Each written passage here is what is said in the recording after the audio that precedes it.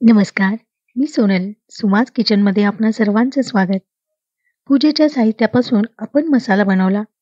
त्याचा व्हिडिओ आपल्या चॅनलवर अपलोड आहे. तो मसाला वापरून आपण आपली रोजची साधी भाजी आज बनवणार आहोत. परंतु भाजी एकदम छान, चविष्ट, रुचकर अशी तयार होणार. चला तर मग रेसिपी पाहूया. कढई तापत ठेवलेली आहे. त्यामध्ये आपण पाहू शकता फक्त 1 चमचा तेल टाकलेलं आहे. आता यामध्ये आपण फक्त एक दोडका वापरलेला आहे. दोडका स्वच्छ करून हेरून घेऊन असे 1 इंचाचे तुकडे करून घेतलेले आहेत आणि छान आपण व्यवस्थित भाजून घ्यायचं आहे.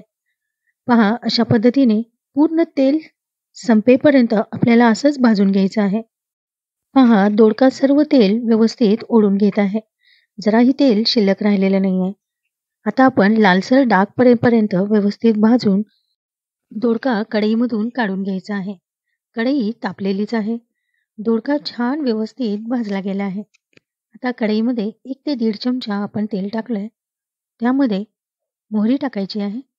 मोहरी छान तडतडली की त्यामध्ये आपण जिरे टाकायचे आहेत. जिरे मोहरी छान भाजले गेले. आपली रोजचीच साधीच फोडणी आहे. आता यामध्ये आलं आणि लसणाची पेस्ट टाकलेली आहे. ती व्यवस्थित छान खरपूस अशी लालसर करून घ्यायची आहे. सध्या थंडी असल्यामुळे लसणाचं प्रमाण थोडंसं जास्त करा आणि तिखटाचं प्रमाण थोडंसं कमी करा. सध्या हिवाळ्यामध्ये सर्व भाज्यांमध्ये, प्रत्येक रेसिपींमध्ये आलं आणि लसणाचा वापर भरपूर प्रमाणात करा. भरपूर प्रमाणात म्हणजे जेवढं आपण दरवेळेस वापरतो त्याच्यापेक्षा थोडंसं जास्त. आणि त्याच वेळेस तिखटाचं प्रमाण मात्र थोडंसं कमी करा. आता आपण त्यामध्ये कढीपाला टाकलेला आहे आणि कांदा, एकच कांदा बारीक चिरून घेतलेला आहे. तो व्यवस्थित लाल खरपूस भाजून घ्यायचा आहे. आपल्या चॅनलवर आलेपाकची रेसिपी आहे, ती तुम्ही जरूर पहा. सध्या वाढणाऱ्या थंडीसाठी आलं आणि लसणाचा वापर जास्तीत जास्त करा. माझ्यासाठी एक आनंदाची गोष्ट म्हणजे आपल्या चॅनलवर 1000 सबस्क्रायबर पूर्ण झालेले आहेत. सगळ्यांना मनापासून धन्यवाद. एवढंच काय, जास्तीत जास्त मिलियनमध्ये सबस्क्रायबर असणारेही आपला व्हिडिओ जरूर पाहतात. तर तुम्हीही जरूर पहा. पहा, फोडणीमध्ये आपण हळद टाकलेली आहे, साधं लाल तिखट आणि काळं तिखट टाकलेलं आहे आणि आपण जो बनवलेला आहे प्रसादापासून बनवलेला गरम मसाला, तो गरम मसाला अर्धा चमचा यामध्ये टाकलेला आहे. तुरीची डाळ पाण्यात भिजत घातलेली होती. आपल्याला भाजीचं प्रमाण किती आहे त्या प्रमाणात आपण तुरीची डाळ कमी जास्त करू शकतो. अशा रोजच्या भाज्या बनवताना केव्हाही डाळ आधी भिजवून ठेवायची. त्यामुळे एकतर गॅस बचत होते आणि दुसरं तुरीच्या डाळीमुळे ॲसिडिटी होण्याचं प्रमाण कमी होतं. आलं लसणाची पेस्ट केलेल्या खलबत्त्यामध्ये थोडंसं पाणी घालून ते पाणी आपण याच्यामध्ये टाकलेलं आहे. आता भाजी व्यवस्थित मिक्स करून घ्यायची आहे आणि छान अशी ही डाळ व्यवस्थित शिजू द्यायची आहे. भिजली असल्यामुळे याची चव खूपच छान लागते. या ठिकाणी तुम्ही मुगाची डाळही वापरू शकता. आता यात चवीनुसार आपण मीठ टाकायचं आहे, साखर टाकायची आहे आणि छान व्यवस्थित मिक्स करून घ्यायचं आहे. एक 2 ते 3 मिनिट व्यवस्थित शिजू द्यायचं आहे. डाळ व्यवस्थित शिजत आल्यानंतर फक्त एक छोटा लहान चमचा टोमॅटो सॉस किंवा टोमॅटो केचप आपण यामध्ये मिक्स करायचं आहे.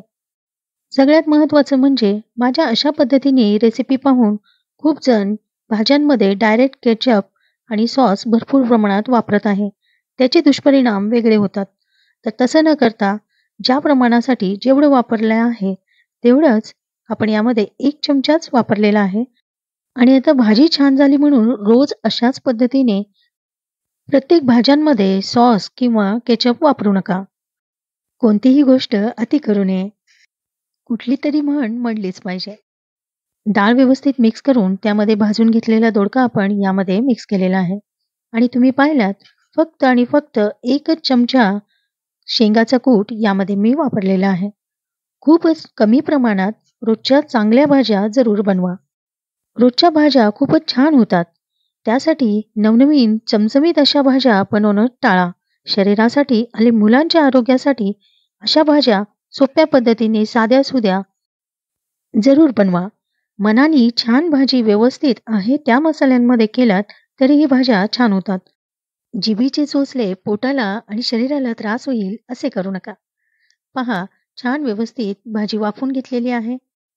भाजी आपल्याला कशी हवी आहे त्या प्रमाणात आपण यामध्ये पाणी वापरायचं आहे.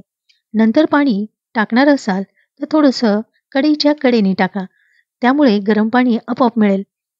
आणि जेव्हाही आपण गॅस बंद करतो, तेव्हा परत एकदा झाकून ठेवायचं. कुठल्याही भाजीसाठी, कुठलाही स्वयंपाक गॅसवरती जे भाजी शिजवलेली आहे, शिजलेल्या अन्नावर झाकून ठेवायचं आणि त्यानंतर एक वाफ घेऊन मगच गॅस बंद करायचा आणि आपली भाजी तयार झालेली आहे. रेसिपी आणि रेसिपी संदर्भातील माहिती आवडली असल्यास व्हिडिओला लाईक करा, शेअर करा आणि चॅनलला सबस्क्राईब करा. आणि अशाच नवनवीन आणि पारंपरिक रेसिपी पाहण्यासाठी पाहत रहा सुमाज किचन. धन्यवाद.